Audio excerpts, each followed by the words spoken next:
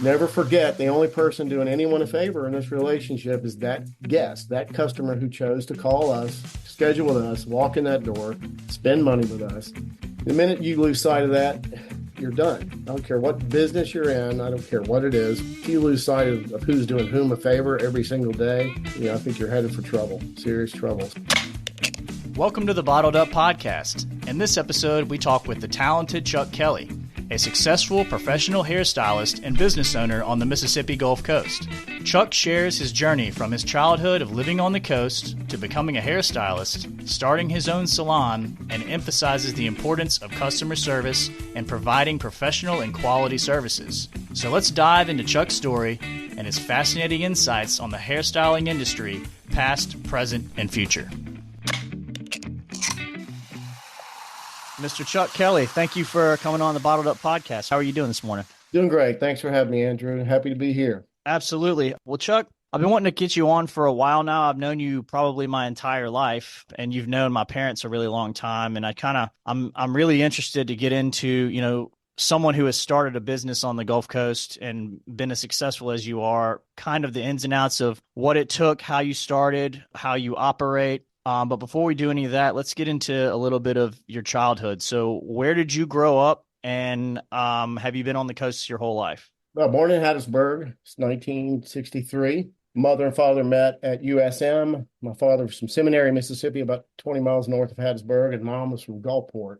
She lived on 2nd Street as a child, and her father was one of the original 5 guys who came over from Alabama Power in the 1920s to start Mississippi Power. Okay. They met at USM and married basically right out of college, like so many people did back then, and agreed to live in Hattiesburg. Wasn't quite in the middle, but I guess it was a compromise, and they'd already, sort of established a network in Hattiesburg. And after, I guess 6 or 7 years, I was just shy of my 6th birthday. Mom decided she wanted to move back to Gulfport, so we moved in June of '69 to 2nd Street. Basically at the intersection of Hill Place and 2nd, just in time for just in time for Camille, and a couple months later. Then after sort of getting the house put back together, my father decided he wanted to get away from the beach, so we moved to Poplar Circle. And that would have been January of 1970. I was 6 years old, and we actually lived next door, as you know, to your father. Right. How old was he at this time? Do you know? Yeah, so he was probably a freshman in college. And so he would come and go with his long, shaggy blonde hair and tan skin. And your aunt was older and probably out of college at the time. But I distinctly remember my first interaction with your grandparents, Toogie, your grandmother. Yep. I think it might have been the first day we moved in. My dad put a tennis racket in my hand and told me to go out in the yard and play, because I'm sure they were busy unpacking. And I decided that one of your grandmother's prized camellia bushes was in full bloom. I'm sure it was some grafted hybrid, super special variety of camellia that she probably grafted herself in full bloom. And I decided, since I didn't have a tennis ball, I'd go to work on that camellia bush. And boy, did she come down on me. The wrath was unreal.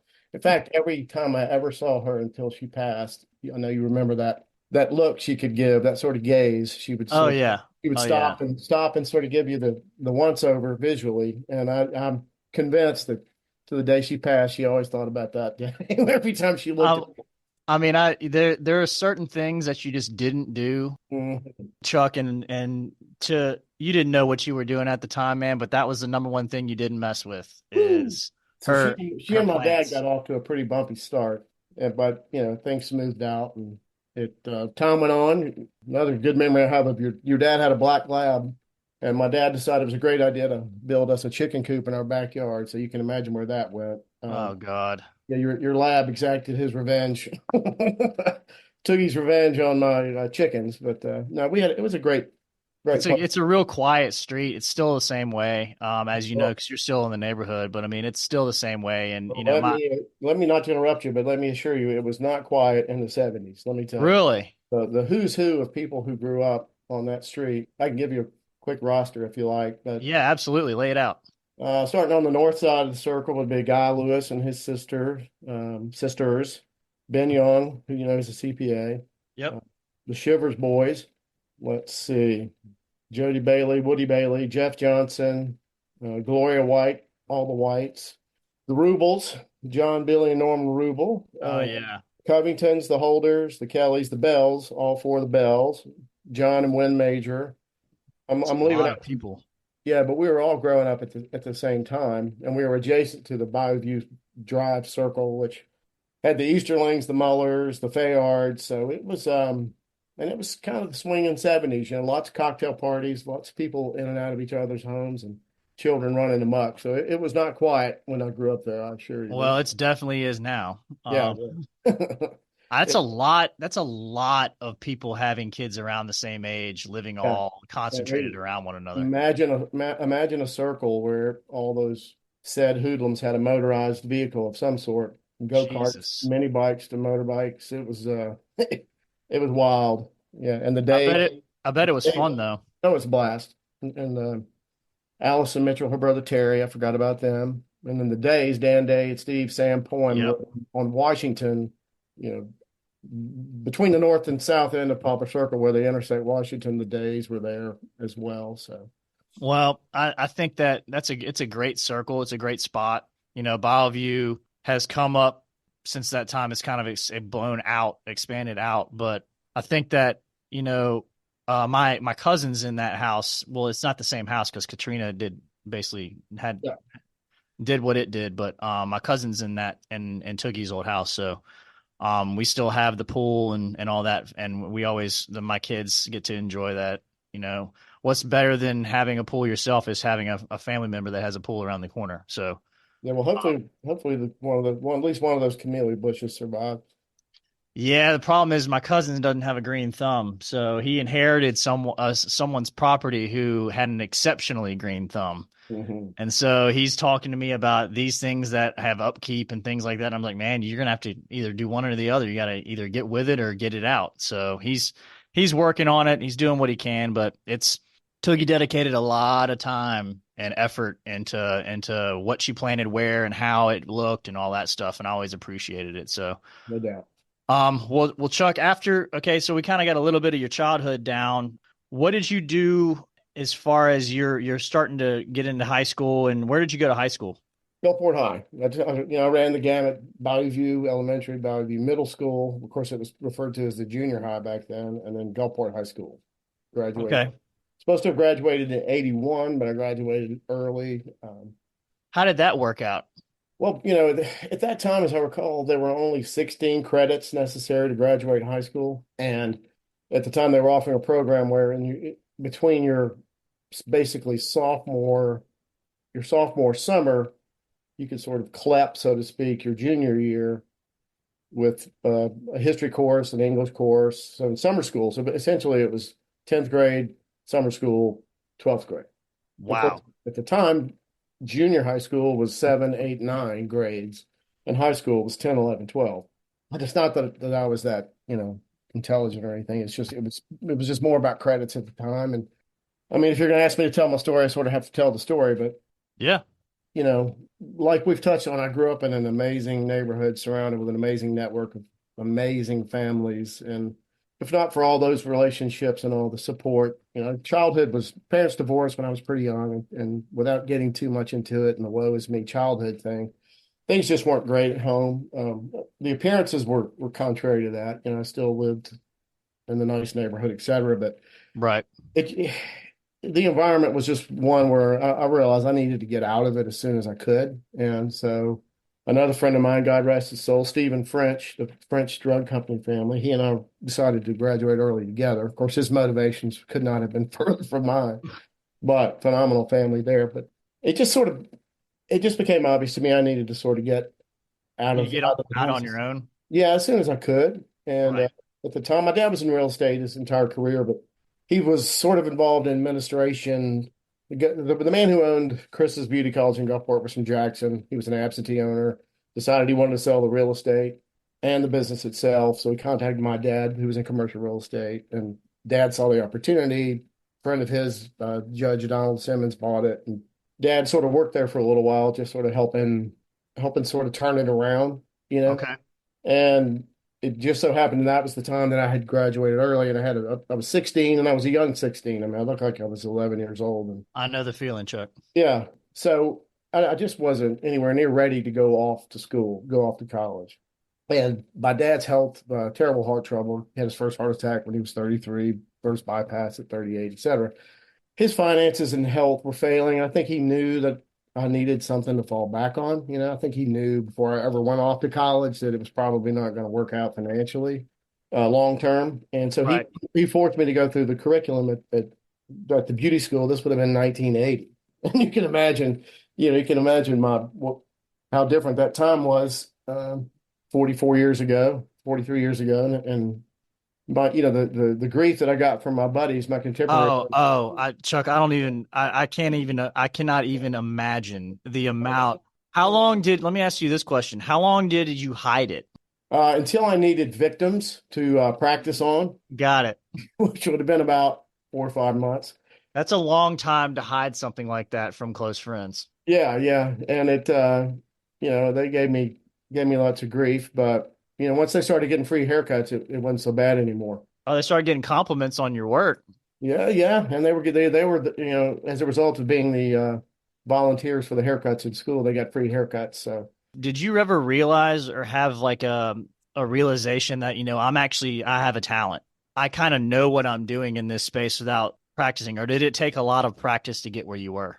no, in fact, it became pretty, and to maybe back up a little bit on here, my dad was an incredibly talented person, musically, artistically, intellectually, etc. So, without sounding like that, I did inherit a lot of his artistic ability, and I already knew that. I had a scholarship offer to USM for art in high school, but I wanted to go to Ole Miss and wear polo cologne and wear penny loafers and chase women, so I had no interest in an art degree at the time. But it became obvious when I started the curriculum and the coursework at the hairdressing school that I had an aptitude for it. Right.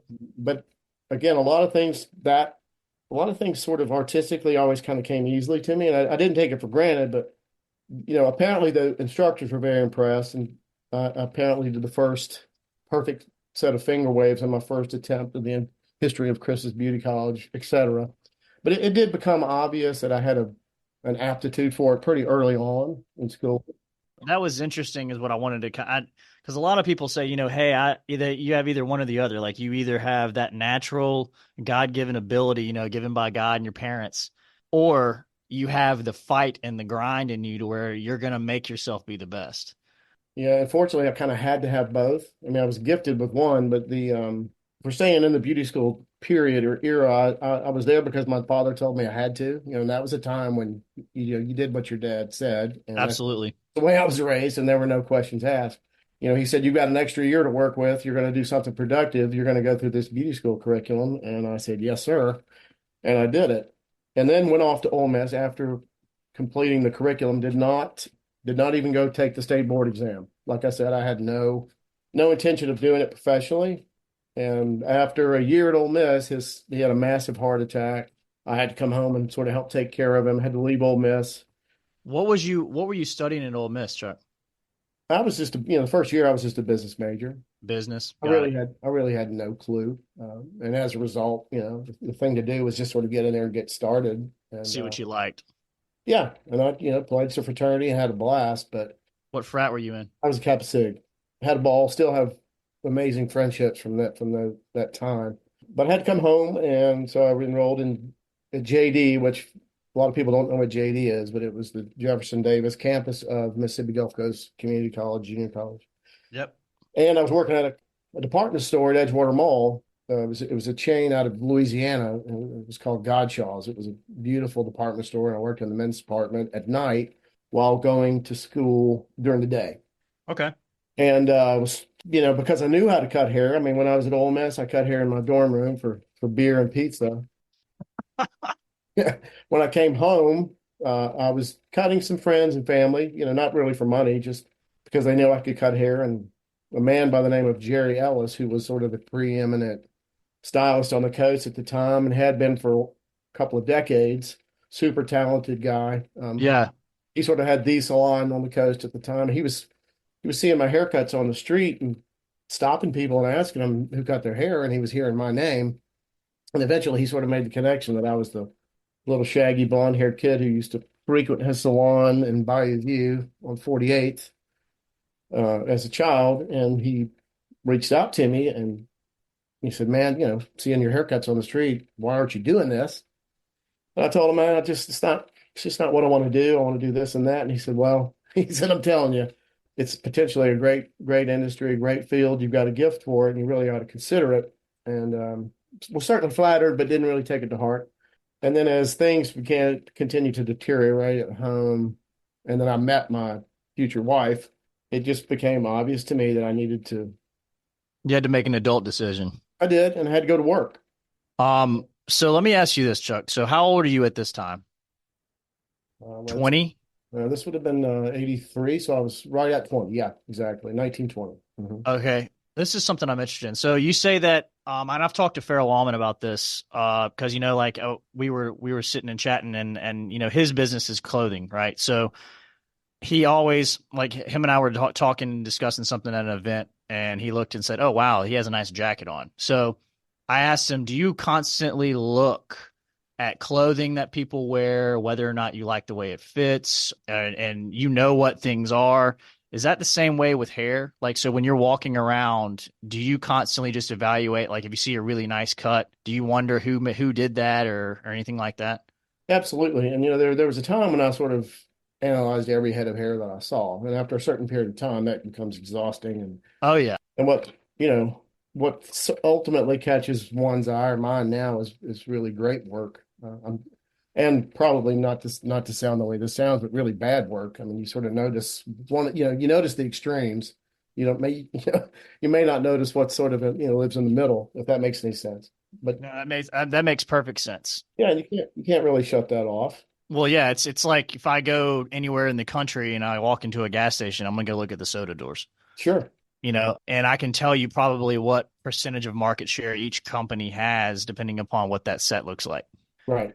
And I can't turn that off either. So I totally get it. But I was just interested in that because you said that, Jerry was seeing haircuts and noticing that someone was doing incredible work. And I just said that, me thinking about that, if I saw someone's hair, I wouldn't recognize that. You know what I mean? Sure. Well, I wouldn't really know how to set up soft drinks in a store either. So there you Well, go. yeah, yeah. We each have our specialties. So you have Jerry Ellis kind of takes you under his wing. Yeah, he did to the extent that Jerry took anyone under his wing. How can I say this? He was a great inspiration in that he was super talented and charismatic and a showman. It was a different era. It was the era of the movie Shampoo. If you've ever seen that movie, Yes, I it have. was it was those days. Got it. Everything was a show. Everything was dramatic. But what was lacking for me was there was no training, no apprenticeship, so to speak. First day I started with Jerry, I had a book of business. He had a salon at the famous Broadwater Beach Hotel, Yep. beautiful salon. It was probably the most prestigious place to be. But I was thrust immediately onto the floor to begin accepting clients, and I knew that I was not ready. Just 9 months of hairdressing school does not a stylist make. It's the role of the beauty schools is to sort of get you to the point where you can pass an exam and become licensed, but that's really where the journey begins. And so he took me under his wing in that he gave me a job, and he sort of led by example with his hard work. But there was really beyond that, there wasn't a lot of structure as far as training. So I was having to. Learn on the go. Well, yeah, I've learned by watching, of course, and then I became busier and busier, so I didn't have as much time to watch. But in those days, I would have to literally board an airplane, New York Air out of New Orleans round trip for 98 bucks back then. I'd literally have to scrounge my money and all at my own expense, fly to New York and do workshops, in salon workshops with, the best of the best of New York. They would conduct workshops in their salons on the weekends, and you do How did have. you find out about these, Chuck? Well, we would, back then, hair shows were a huge thing. They were like, imagine 10,000 hairstylists in a resort for 3 days Yeah. with So rock star hairdressers doing hair on stage, and it was quite a lot of fun. But you would become familiar with these celebrity stylists through these regional hair shows. And then they would certainly promote whatever product they were promoting, and they would promote their continued education. So, yeah, it was another vertical sort of revenue stream for them to open up their salons on the weekends and train people because there was no YouTube, there were no VHS tape, Yep. subscriptions. All in person. Yeah, absolutely. And it was a huge investment, but I knew I had to do it. And it was a lot of fun, don't get me wrong. Stayed at the YMCA. So when you're doing all this, Chuck, when you're going to New York and you're going, was the goal always to open up your own spot? No, not really. I'm gonna harken back to the childhood, but when you're sort of surviving every single day, even as a child, you don't always have long-term dreams or goals because they just sort of feel out of reach. So you sort of develop the ability to just adapt and survive every day. Right. I knew I needed to know a lot more. I knew enough to know I didn't know much. And I knew I had potential and I knew I needed to be good and I needed to be busy. And I knew that was the only way to do it. But Jerry opened a restaurant and bar in New Orleans and he began to spend a lot more time, strangely, as his salon business began to grow and explode with personnel. He was present in the business less and less and less. And not to sound at all critical or disparaging towards him, but it was a really kind of a chaotic environment.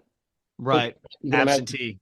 25 prima donna artists going at it without a constant ownership presence. It just sort of the culture wasn't there, and I'd met, like I said, I'd met my soon to be wife, and I knew that I needed, if I was going to have the culture that I needed, and I wanted my guest experience, I was going to have to do it myself. And but actually, with my ex-wife, her help, financial help with her cousin Scott Weatherly, Leslie Weatherly, Kelly Dane, and Scott Weatherly, they gave me the seed money, $10,000 in 1983 to open a salon. And that's sort of, Where was your first location, Chuck? well, with deference and respect to Jerry, I moved as far as away from him as I could while still being in Gulfport. I would imagine so, yeah. Yeah, I just wanted to, respect him, and I went by myself. I didn't I did not sabotage his You business. didn't Jerry Maguire it where you're like, who's coming with me? Yeah, zero. No, in fact, there were a few who wanted to, and I wouldn't do it just out of respect to him. I knew that my leaving him was going to be hard enough on him, Right. and I just did not want to compound that. I don't blame you. Opened on 31st Avenue over by where Island View Casino is now, in sort of an old elevated wood frame house in the west side of Gulfport, and operated there for a couple of years. And when it became obvious that Jerry's Salon was still thriving and growing, I moved a little closer because I was in God's left elbow over there. And if I was ever going to begin to expand my business organically, not poach or be a predator and take people from other people's businesses, but grow it my own and train my own, I knew I needed to be a little more visible. So I moved actually to Pass Road in Gulfport. Okay. That would have been 1988. All right. So it's 1988. You've started your fledgling kind of salon. You explain to me some of the standards or some of the ideal, some of the culture things that you decided you wanted to do when you started the business, and some of the things like you wouldn't compromise on. Like, it kind of walked me through the mindset of the Chuck Kelly Salon, that coming to be. Well, the timing of this was sort of consistent with what I guess like you consider it sort of a kind of a paradigm shift in the guest experience in a salon. Like, we went from the shampoo days where it was all about the superstar hairstylist and their whims and their, whether they wanted to show up on time or not, people would still wait. And, there was a shift occurring where the focus was more about the experience of the guest, which was I was keenly aware of what it needed to be all along. Right. But sort of the cornerstones of the experience that I wanted my guests to have was when they walked into my business, rather than walking into my world, I wanted to walk into their world. I wanted it to be all about them. I wanted them to be noticed within 3 to 5 seconds and acknowledged, whether that was with the person at the front desk was able to speak to them, speak to them. If you can't, you can acknowledge them with a wave in your eyes. 3 to 5 seconds, I want someone acknowledged. Just at every point of contact, I wanted it to be all about them. And my sort of the mantra that I used to tell my stylists was that I want you going into their world. I don't want them coming into your world. And every point of the conversation, I want you to redirect it back to them. It's not about us. It's about them. They've some of these people have saved money for 6 or 8 weeks to come here, and they don't need to hear about, what's going on in your life. The focus needs to be about them, et cetera. So Yeah. that was sort of the paradigm shift. It was becoming, it was becoming about the experience of the guest. Yeah. Customer centric, customer focused. Yeah. And sort of another one of my mantras that I browbeat these kids with, and they got sick of hearing, was never forget the only person doing anyone a favor in this relationship is that guest, that customer who chose to call us, schedule with us, walk in that door, spend money with us. The minute you lose sight of that, you're done. I don't care Gonna dry up. what business you're in. I don't care what it is. Maybe with the exception of medical, where people don't have a lot of choices, but in whatever business you're in, if you lose sight of who's doing whom a favor every single day, I think you're headed for trouble, serious trouble. So Yeah, you can only act that way for so long before it starts. You start to wonder, well, what? Looking at the numbers, something's wrong. Something's off. We're bleeding here. in addition to being, focused on the guests, I wanted just unmatched technical skill. So, what if your product is the best, your physical product, which for us it's the work we do, and the guest experience, if they're both as best that anyone has experienced, or certainly the best that you can offer, then you're going to be successful. Whatever you're in, you're going to carve out if your guests feel appreciated, acknowledged, focused upon, and they feel like they're getting a quality product, you're ultimately going to succeed no matter what it is. And that was, I guess in a nutshell was where I was coming from. Well, I think that it sounds so simple. It really is simple. You know what I mean? It sounds so simple, but there's always things that distract owners and operators from what you just talked about. Mhm. By delivering the best physical product and treating your customers with the best ability to the best of your ability, it's that simple, right? Yeah, it's that simple and it's that hard Exactly. because no matter what sort of morning you had with your children or your significant other or your family, when you walk in that door, another analogy I used to give the guys was, when you go to Disney World, you don't see Donald Duck with his head off smoking a cigarette. He's downstairs in the underground Disney with his duck bill off smoking a cigarette. You know, Yeah. you're Front of Donald. house and back of house type situation. Absolutely. And you just got to, you sort of have a little stage behind your chair and you're on stage all day, every day, and So, Chuck, how often are you still cutting hair uh, personally? every day. Every day? Yeah. 4 days a week, 20 clients a day. I do training on Mondays, still train. It's still one of the cornerstones is, I don't hire from other people's salons. I don't cannibalize other people who've worked hard to grow. And still do training on Mondays with my apprentices, which that's a whole nother story we can get into as far as how my business has changed. And I've sort of circled back and downsized. You and I had a discussion about this a little bit about the difference between the independent contractor model and the employer model. Yep. Talk a little bit about that as far as industry is concerned with what's going on.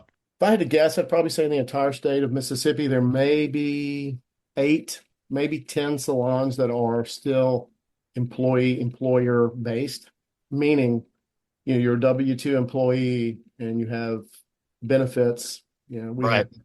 have health insurance, dental, vision, paid vacation. I have a workman's comp policy that covers these guys if they get hurt, disability insurance, et cetera. All that comes at a huge expense to the salon owner. But the model that has become pervasive and almost all encompassing is the independent contractor booth rent. Now you're beginning to see salon suites come into the marketplace as well. And, if this model is done correctly, meaning if everyone follows the rules, and if you don't want me to get off on that tangent, I won't, but if everyone in that situation follows the rules, there's really not a huge benefit to the stylist. Right. And it's been devastating to my business over the years because like I've touched on, I take people out of school, I train them, teach them, mentor them, feed them clients, and they build up a nice clientele and can't count up the millions of dollars in revenue that I've lost over the last decade to that particular situation. But if it were done correctly, and again, I don't want to get off on that too much, but it's really not a level playing field if it's not done correctly, meaning these owners of these booth rental salons are following the rules, meaning they have zero control, zero. If my name's on the door, if I open a booth rental salon and I put my brand on the door and all of my people in my four walls are renting space from me, I have zero control. I cannot tell them when to come, when to go, how to dress, how to behave, what to charge. Zero. Yeah, that's not something that I wouldn't Yeah. I don't really like that. Imagine, Andrew, that every one of your drivers and every one of your salespeople were complete independent contractors with an Allen Beverage t-shirt on, and you couldn't control anything that they do regarding their points of contact with your guests, No. how they merchandise your product in those stores. So what's happening is whether a lot of these owners may not even be aware of it. I'm not disparaging them. I'm not saying it's something that's being consciously done, but there is a level of control that's being exacted on these people. There is sort of some muddying of the water with controlling what retail products are sold and commissions that are paid to quote independent contractors. The water's super, super muddy, and I would make more money if I operated that way because I wouldn't have the expense of benefits, paid time off, Oh, insurance. absolutely. Yeah, you would cut some overhead, absolutely. When I look at doing it the way it can be done and is supposed to be done, I can't see how it's really that much more beneficial because these stylists have so many expenses with withholding their own Social Security, Medicare, federal, matching their own, Social Security and Medicare, huge expenses with products and liability insurance, which most of the salon owners don't require that these kids have their own individual liability policies, which they should because they're independent contractors. Yeah, absolutely. The cities aren't requiring each one of these hairstylists to have business licenses, which they should because they're operating their own business within someone's four walls, etc. So when everything's done the way it's done above board, I just don't see how it's that beneficial for the stylists themselves because invariably they don't report all their income. They're not contributing to their Social Security.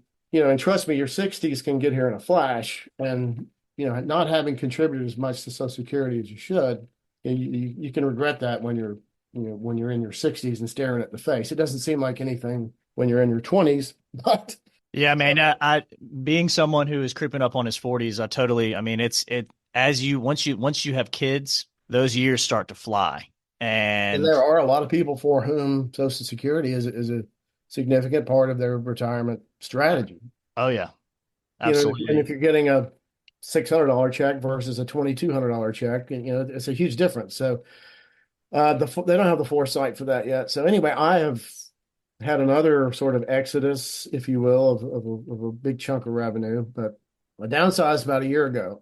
Yeah, I was going to ask you about that. So I've seen all this coming. There was a time when annually I had 12 to 14, 15 applications for my apprenticeship program annually from hairdressing school graduates.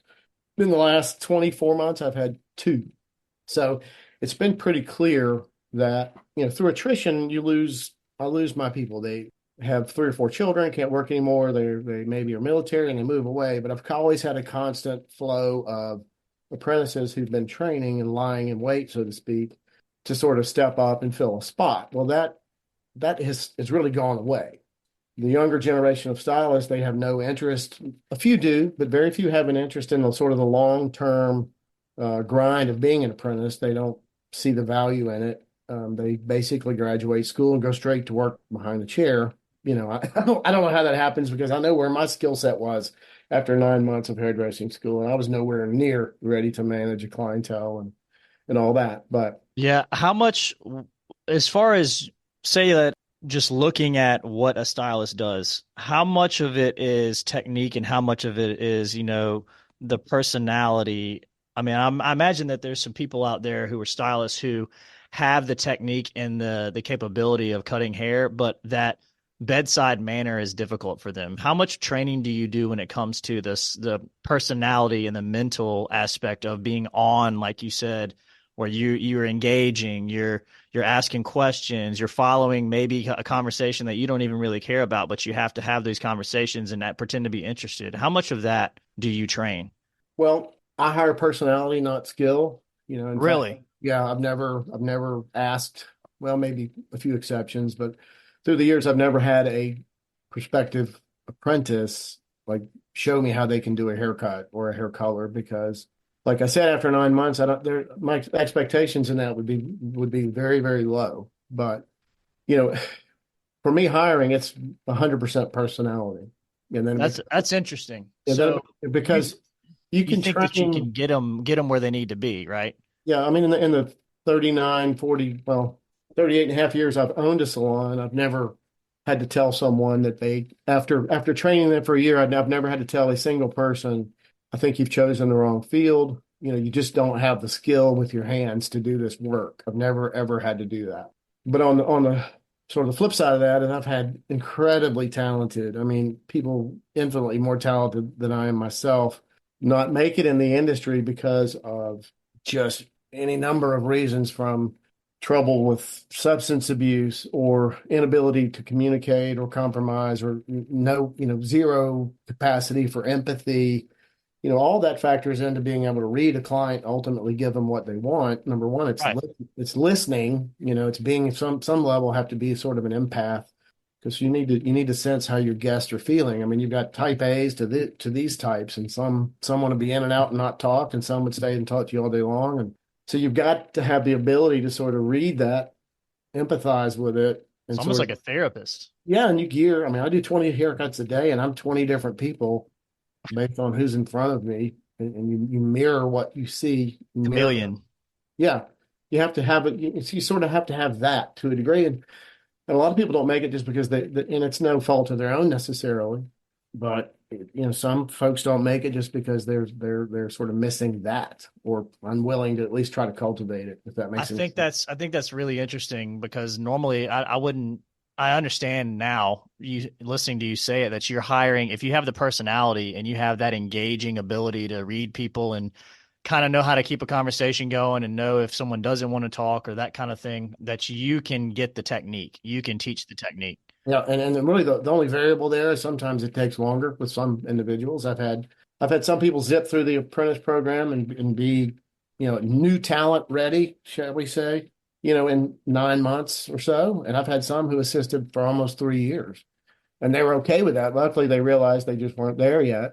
But they Yeah. also had the sort of the foresight and the vision to see that, hey, I've got an amazing opportunity. I graduated hairdressing school and I'm being paid to learn. I'm being paid every day. Yes, I'm helping. Yes, I'm doing towels. Yes, I'm sweeping hair and shampooing heads. But on every Monday, I've got the opportunity to come in and learn with, someone who's been doing it for a long time. And so it is fewer and fewer people with the generation of young stylists. There are fewer and fewer who are seeing that. So that's really why I downsized. Along with a couple of other buddies, I own the shopping center that I'm in. We built it 23 years ago.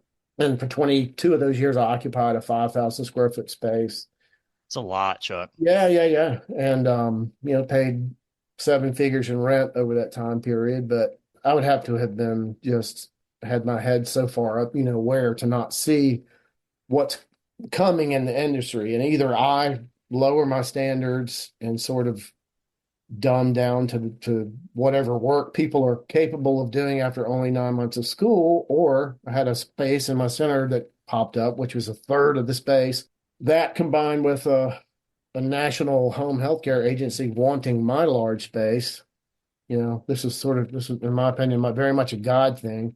I knew I needed to physically downsize if I was going to adhere to the way I choose to do business. And I was suddenly given the opportunity because, being an owner of the space, I wanted to occupy my large space and pay that rent because the partnership needed it. But so I had the opportunity, A, to move into a smaller space in my center, literally next door, and B, rent out my space simultaneously. So, it's very much a God thing. And Absolutely. and I'm sort of in a current period of sticking to my guns, sticking to my standards, continuing to evaluate what's happening in the independent contractor side, and, see how I might possibly, I just can't see how I can go that direction and still maintain control. So I don't know that that's ever going to happen, but things are cyclical, and I'm sort of hunkered down in my smaller space. It's a beautiful, beautiful space, but my staff's much smaller. It's all we need right now. So I'm sort of sticking to my guns and hoping that this pendulum is going to swing back the other way, and that,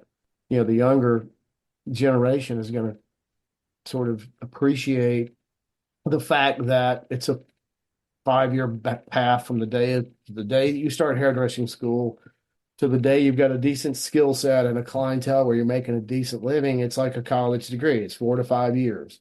And that's, anytime I have a client who said, my daughter's considering doing this, will you talk to her or you talk to him? I sit down and I say, you got to consider your first day of hairdressing school like your first day of college. Yes, hairdressing school is 9 months to a year, but your next 4 years, you're learning, you're growing, you're developing. You need to be in an environment where that's a possibility. And I'm just hoping that the pendulum's going to swing back around, and there are, more and more younger people who sort of value that again, and sort of get it and appreciate it. I So, think it will. I mean, like you said, everything's cyclical, and who knows when the next 5 years what's gonna be happening. Well, so I knew where you were located before. I didn't realize that you had moved into next door. So you're still in the same location. It's just you're next door to your old space. same address, Suite D versus Suite E. So that's it. Okay. And if, as far as technology, how has technology helped, or any, I imagine it just helped with like booking online and that kind of thing. Do you have the ability for people to book through a website or anything like that? Well, it's interesting you asked that because we're just about to roll that out. It is limited though because there's so many services that we offer that until someone has a lot of hair color services can't be done that way. Yeah. A man's haircut, a women's haircut, a manicure, a pedicure, a facial, all that sort of has a template of time. Those are the services that we're going to be able to book online. We're going to roll that out in a couple of weeks. But that can hurt you if you open up your books to sort of the whims of people who want to go on and book and cancel and book and cancel. There have to be strict rules with credit card reservation, minimum amount of cancellation time, or there will be a fee charge. So it's like all of technology, it's powerful, and like all of technology, it's good and bad. This all depends on how you implement it or limit it. So we're going to offer it, but it's going to be limited, and clients will have to put down credit card deposits. If you're going to reserve time in a hotel, you got to put down a credit card. If you don't come, guess what? You still pay for it. So Right. Well, I think that's a safety net, Chuck. That if you're going to offer things that may have a higher convenience, you got to have a way to make sure that you're yeah. covering your bases. So, well, Chuck, I do know that. How old are Claire and Charlie now? I see Charlie every now and then. He grew up with Darby, my younger brother. But how old are your kids now? Charlie's 35. He was 35 Valentine's Day, and Claire will be 33 in August. That's great. Charlie's not married, been with a great girl for 6 or 7 years now, and Claire's married and to a great guy from Jackson's where she lives, and they have 3 children. It's fantastic, Chuck. Hmm. Yeah, I see him around, man. I see him over at Bio Bluff every now and then. So Yeah, I've always had an affinity for Charlie. He's a good dude. he sure is. And he and Darby, I think I've told you the story before, but just a few days before Darby's accident, he and Charlie were jumping on a trampoline together at a birthday party, and they knocked heads. And Charlie by far got the short end of that deal. I tell you. Yeah, that's anyway. Yeah, man. It's one of those things. My mom. That's her life, man. Darby is her ever constant companion, and that's her life. So, but I mean, you couldn't have picked a better person to have God give that to, honestly. So, No question. I'm sure she probably wouldn't change it if she could.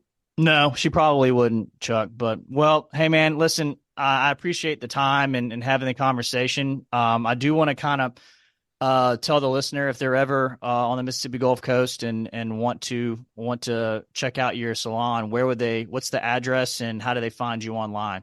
360 Courthouse Road. That's in Gulfport, and the sort of landmark you need to look for is the U.S. Post Office on Courthouse. We're directly across the street. We have Cat Island Coffee and Books as one of our tenants. They're the sort of the first ones you'll see.